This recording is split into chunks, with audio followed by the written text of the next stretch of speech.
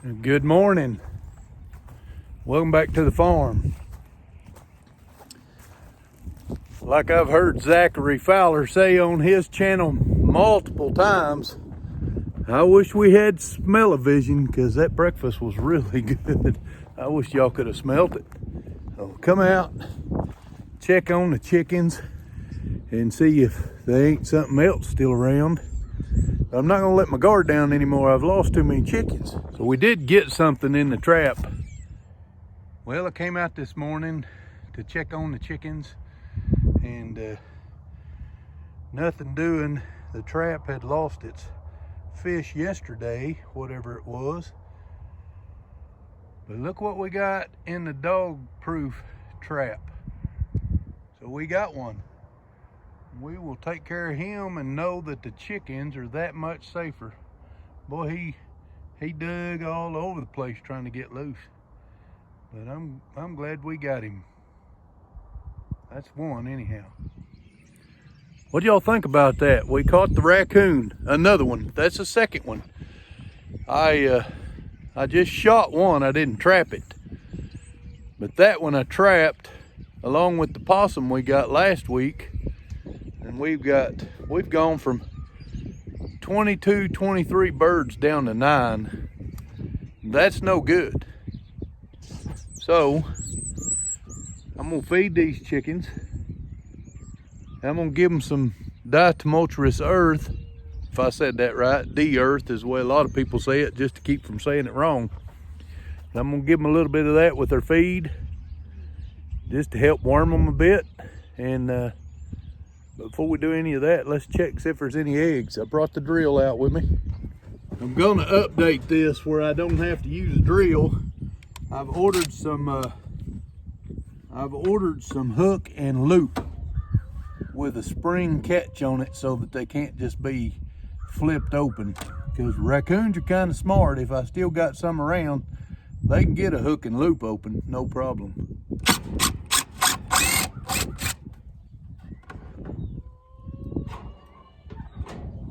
All right, we still have no eggs.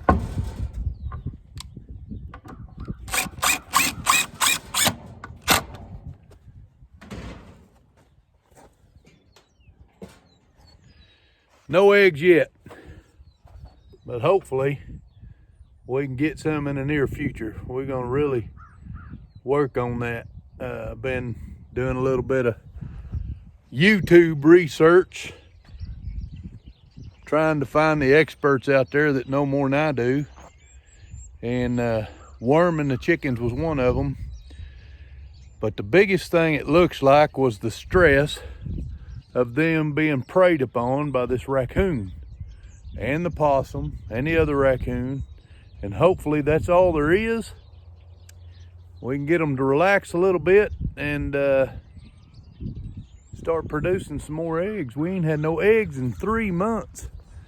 So that's not good when you just feeding chickens for feeding chickens. I love watching them, but we wanna also have some eggs, you know. So I'm gonna run get some diatomaceous earth. It's up there in my little house, and I'm gonna leave y'all here, and I'll be right back. Oh, hey, never mind.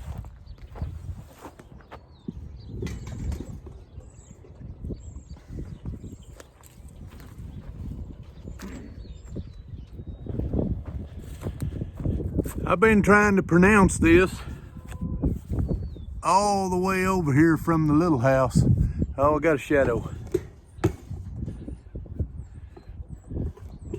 Let me get y'all off this fence. I have been trying to pronounce this all the way over here from the little house, and I have come up with diatomaceous. I don't know if that's right or not. It's got a little oaky slang in it anyhow, but that's what we're using. It's supposed to be real good for parasites and worms. And according to what my research said, if I give them a little of that on some feed, once a month on some feed, then I shouldn't have a problem with the parasites and worms and things like that. I've got the feed here.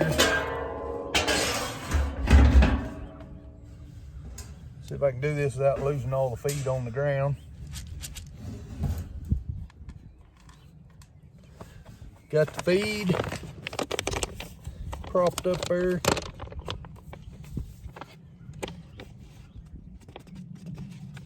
It said about a cup to 5 pounds worth of the diatomaceous earth. So I'm gonna put just a little. I ain't giving them near a cup because I'm only giving them about a pound of feed. Okay, there's the feed with the diatomaceous earth on it. Let's go give that to the chickens. Sounds like Deanna just got home. She's been out doing candy business. I'll just put it all right in there. Maybe I should blend it a little.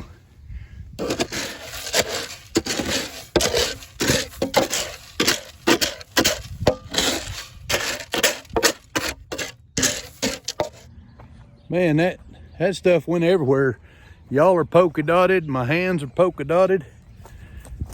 But we got it in there. Now, we're gonna switch our focus a little bit to improving the security of the coop. Did a couple of modifications here to the coop, just fast, down and dirty. So one of them won't let me in the coop. I can't open the side door to the coop. So I'm gonna take that one loose, put something in there a little more permanent that still gives me the same level of security. And I'm gonna flip y'all around, I'll show you what I'm talking about. So we got an opening right here over that door. And I just took a piece of hog panel. This is a panel that I had cut, and I lay that panel normally, I lay that panel down beside that chicken tractor right there.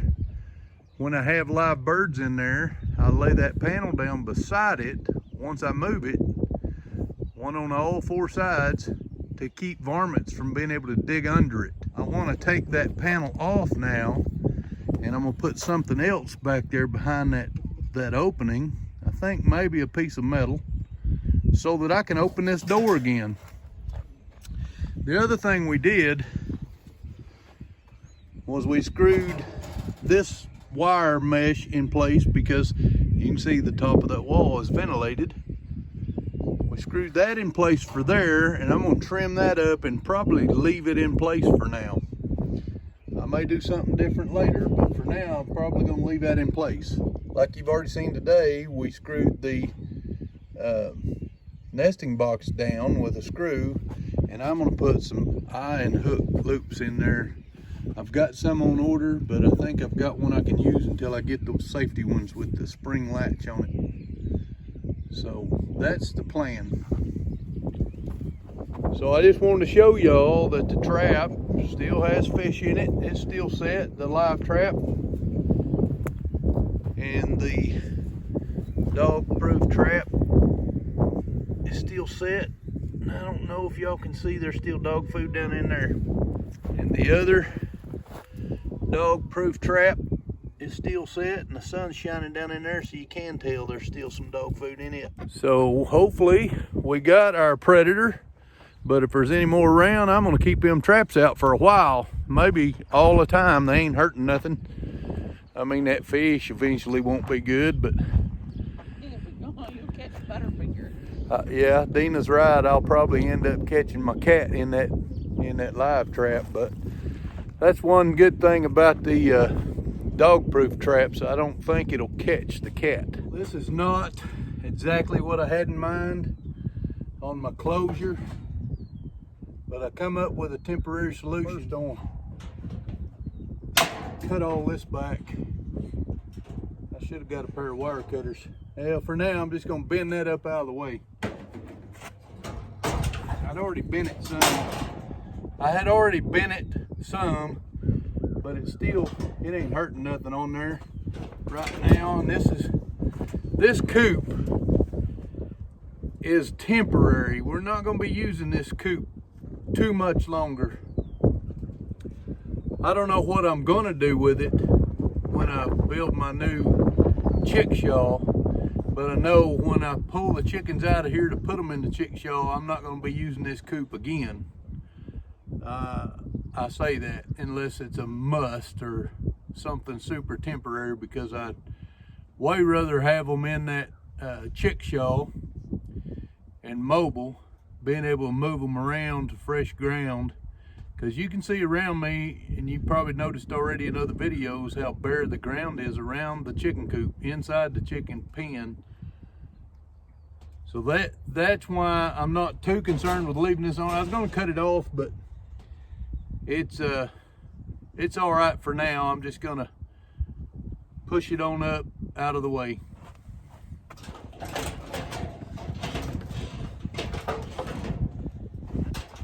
I'm going to be using Justin Rhodes' plans for that chickshaw. He sent them to me in a text. So I'm gonna use his plans pretty close. May not be 100% exact, but I'm gonna use them pretty close to what he did.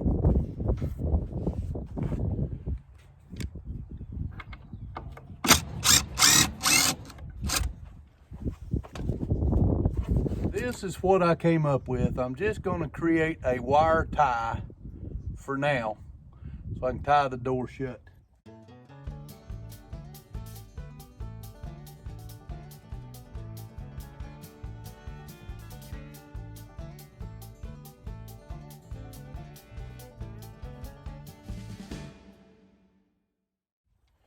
It is not the best plan, but it should work temporarily.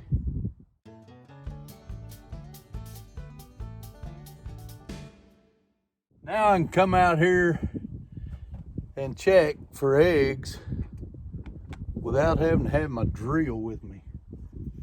So let's go on around the other side and work on covering up the opening above that side door.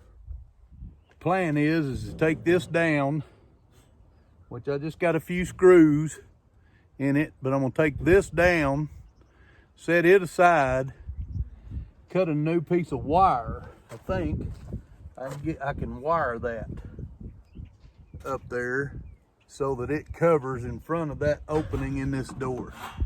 I'll show you, once I get this down, I'll show you a little better shot of that opening.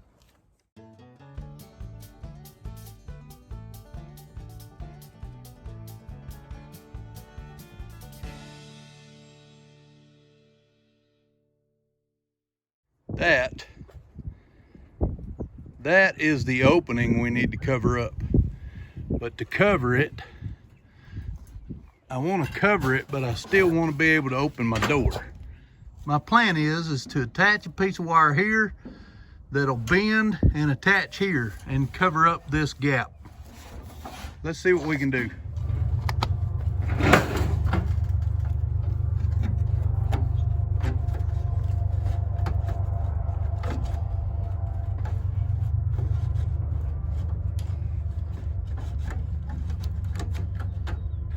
I've got some washers so my screws don't pull through that wire, and then I've got some weatherproof Phillips head screws. So let's get them installed and see what happens. I think this is working out well.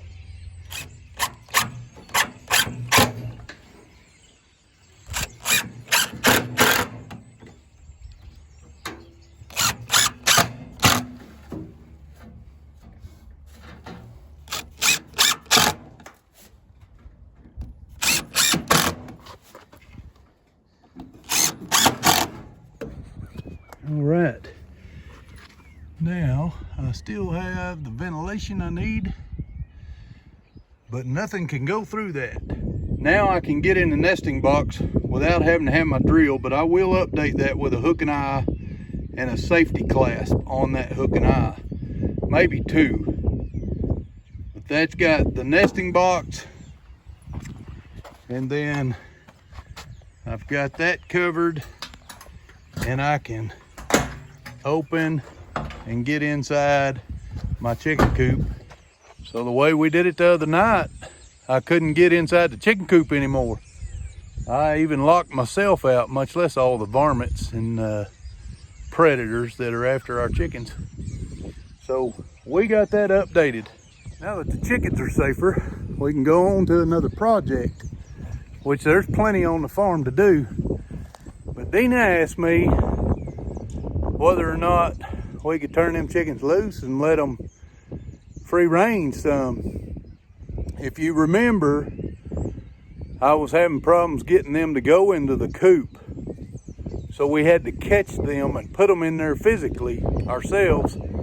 So my plan is leave them in there for another week and a half. Then I think we can open it up, let them out, and they'll return to roost inside that coop again.